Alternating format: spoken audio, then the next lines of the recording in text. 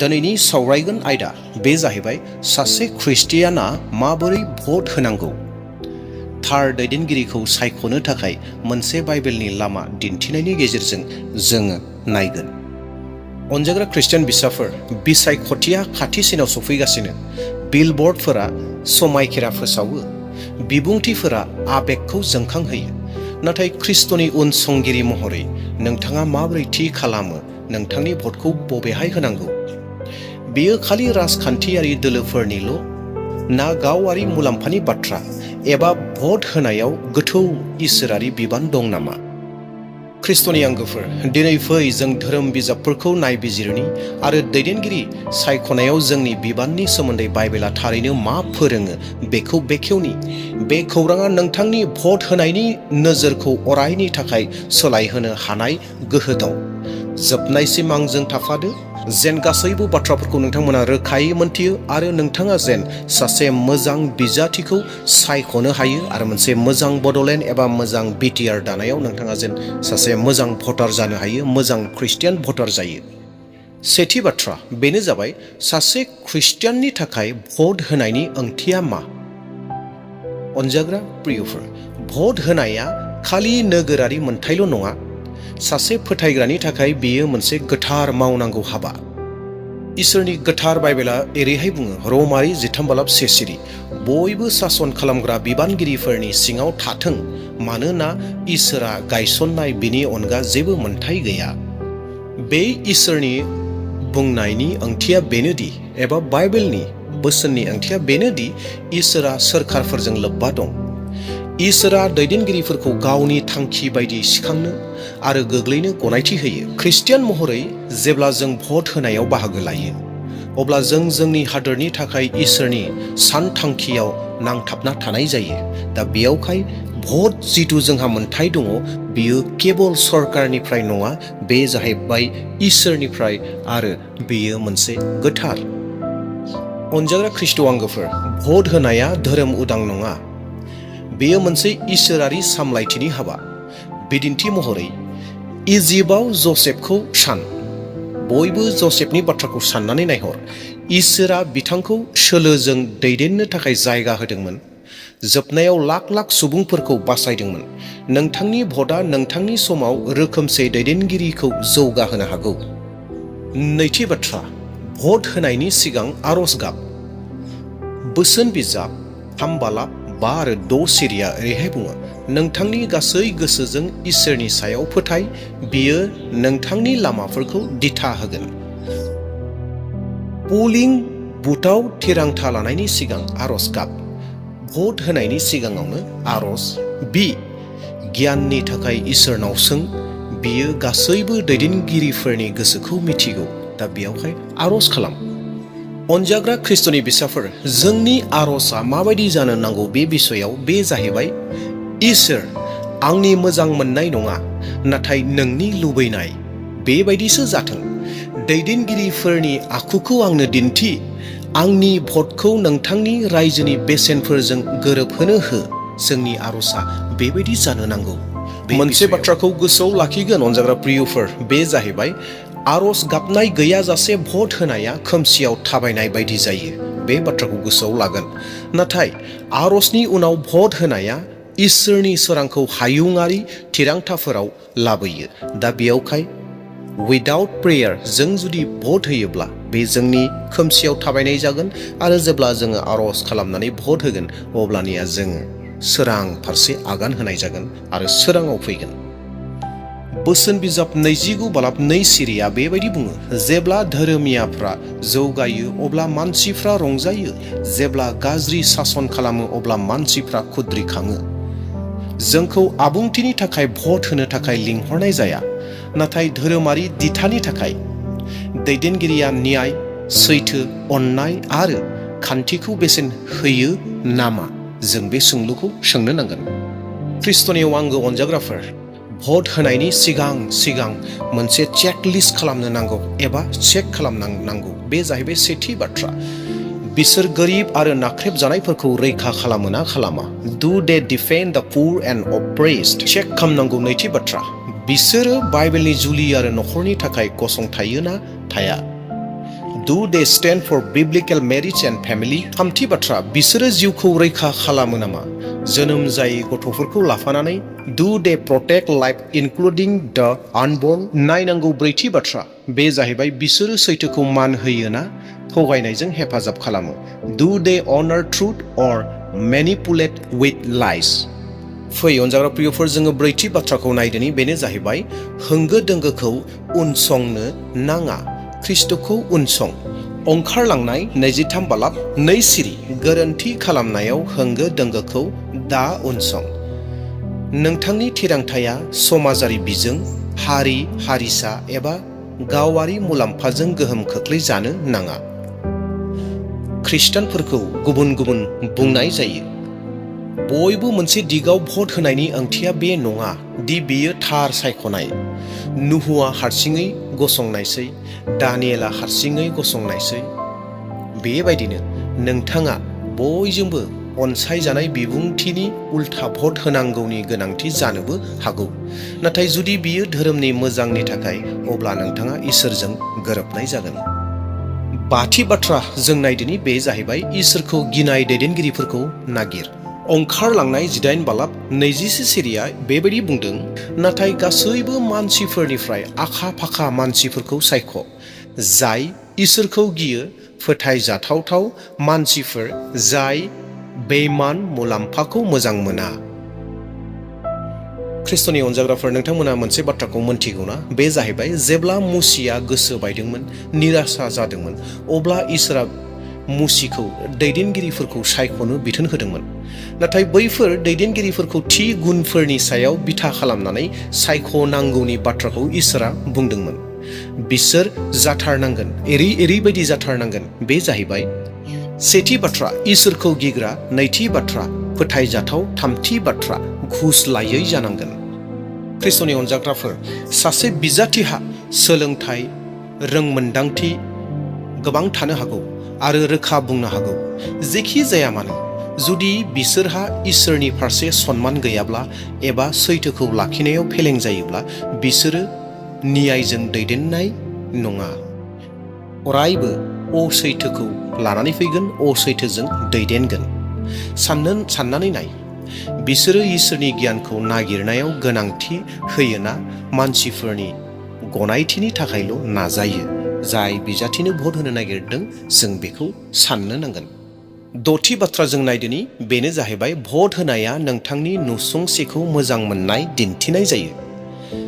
Marks एबा mark 12 बालाब 31 सिरियाव ओरैहाय बुङो, गावनि नसुंसेखौ गावबादि एबा गावखौ बादि मोजां मोन एबा अन।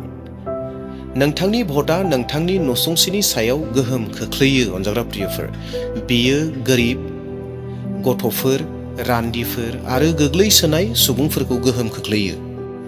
सासे धोरोमसुला दैदेनगिरिनो भट होनानै नोंथाङा मोनसे बेबादि समाज दानायाव बिहोमा होदों जाय इसोरनि बेसेनफोरखौ दिन्थियो, मोनसे ओरैबायदि समाज जाय लोरबां सुबुंफोरखौ रैखा खालामो आरो धोरोमियाफोरखौ मान होयो। न्यायनि थाखाय भट होनाया गावनि नसुंसेखौ अननायजों समान दिन्थिनाय जायो। अनजाग्रा ख्रिस्ट'नि आंगोफोर, जोङो स्निथि बाथ्रा नायदोनि, बेनो जाहैबाय जाख्ल'नाय, गोरोबथा खालामनाय आरो मुसुखा फुजिनायखौ नेवसि।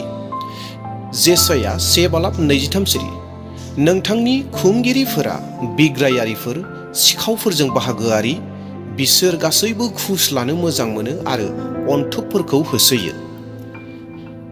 इसोर जाख्ल'नायखौ नेवसियो। अनजाग्रा प्रियफोर, इसोरा जाख्ल'नायफोरखौ, जाख्ल'ग्राफोरखौ नेवसियो, मोजां मोना, मुगैयो। दा जों फोथायग्रा महरै जों सासे गाज्रि बिजाथिनो भट होनायनिफ्राय गोजानाव थानो नांगौ। मानोना बिसोरो जोंनि हारिसानि बाहागो, बिसोरो जोंनि हारिनो रां दान होदोंमोन, बिसोरो अनसायनायनि समायखिरा लादोंमोन। अनजाग्रा प्रियफोर, इसोरा नोंथांनि भटनि उननि थांखिफोरखौ मोनथियो एबा सिनायथि होयो। गुसुं समनि मुलाम्फानि थाखाय नोंथांनि भटखौ सोलाय सोल' दाखालाम। माथाय 6 बालाब 33 सिरिया ओरैहाय बुङो, गिबियाव इसोरनि रायजोखौ नागिर, गावारि मुलाम्फानि अनगा बेनि रायजोनि बोसोन खान्थिफोरखौ गोनांथि हो। गासैखौबो इयुनाव होदेरनाय जागोन होननानै इसोरनि बोसोना जोंखौ बुंदों। ख्रिस्ट'नि अनजाग्राफोर, जोङो 8थि बाथ्राखौ नायदोनि, बेनो जाहैबाय अरायथा नोजोरजों भट होनांगौ। बे बुहुमा दान्दिसेनि थाखायल', नाथाय जोंनि मावनायफ्रा जोबनो गैयै गोहोम खोख्लैयो। जेराव 2 करिन्थियारि 4:18 बुङो, बेनिखायनो जों जोंनि मेगनखौ नुनाय बाथ्रानि सायाव नङा, नाथाय नुनो मोनै बाथ्रानि सायाव सोनारना भट दाहो। जौगानाय एबा उदां बिथांखिफोरखौ सोर समायखिरा होयो बिनि सायाव सोनारना भट दाहो। जों भट होनायनि सिगाङाव गावखौ सों एबा नायबिजिर, बे जाहैबाय बै दैदेनगिरिया एबा बिजाथिया धोरोमारि उदांस्रिखौ रैखा खालामगोन नामा एबा खालामा। सों, बिसोरो बयनिबो थाखाय न्यायखौ जौगाहोगोन नामा। सों, बिसोरो गसपेलखौ गोसारहोनो गनायथि होगोन ना होआ। जोंनि गाहाम रादाब फोसावनायाव जोंनो उदांस्रि जोङो मोनगोन ना मोना। जोङो खुलुमनाय सिबिनायाव जों उदांस्रि मोनगोन ना मोना। बेफोर गासै बिसयाव जोङो सोंनानै नायनो नांगोन। दा बेनिखायनो जों साफ्रोमबो सासे बुहुमारि नोगोरारिल' नङा, जों बयबो ख्रिस्ट'नि सासे राजथान्दै। 2 करिन्थियारि 5:20 सोरगोनि थान्दै बायदि जोङो भट होनो नांगोन। अनजाग्रा प्रियफोर, 9थि बाथ्रा, बे जाहैबाय सिरि दाजा एबा सिरि दाथा, राव हो। डन्ट बी साइलेन्ट, बी ए भइस। एस्तेर 4:14 आरो सोर मिथिगौ, नाथाय नोंथाङा बेबादि समनि थाखाय नोंथांनि राजफोलेरारि थाथायाव फैदों। एस्तेरहा मोनसे सायख'नाय दंमोन, रायज्लायनाय एबा सिरि थानाय। बिथांजोआ गावनि मानसिफोरनि थाखाय उकिल खालामनो थिरांथा लादोंमोन। अनजाग्रा प्रियफोर, नोंथाङा मोनसे जाहोननि थाखाय बे हादोराव दं। इसोरा नोंथांखौ गोसो जानानै सुबुंखान्थियाव जायगा होदों। नोंथांनि गाराङा गोनांथार एबा नोंथांनि राव, नोंथांनि माथो दैखोनाया गोनांथार। नोंथांनि भटआ नोंथांनि फोरमान महरै खामानि मावो।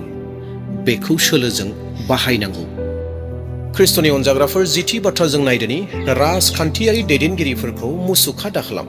गितफोरनि 142 नम्बर 3 सिरिया ओरैहाय बुङो, राजखुंगुरफोर, मानसिफोरनि सायाव नोंथांनि फोथायनायखौ दादोन, जायहा बासायनो हाया।